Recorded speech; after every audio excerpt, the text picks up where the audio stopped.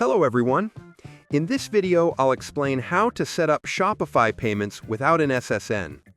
Many new store owners face this issue, especially if they're not based in the US or don't have a social security number.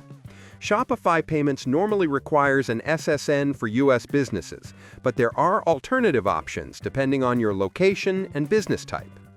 If you're outside the US, the good news is that you don't need an SSN at all. Instead, Shopify payments will ask for your local tax information, such as a tax ID, business number, or personal identification number, depending on your country. For example, in the UK, it could be your company registration, or in Canada, your business number.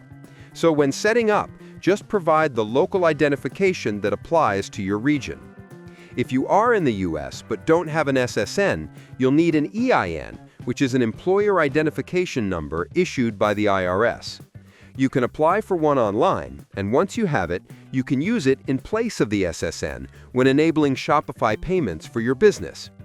Another option is to use a third-party payment provider like PayPal, Stripe Atlas, or 2Checkout, which don't require an SSN in the same way. These can be connected directly in your Shopify payments settings.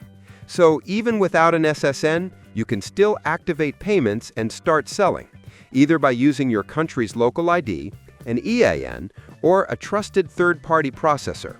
This ensures you can run your store smoothly without being stuck at the payment step. Subscribe to the channel for more videos.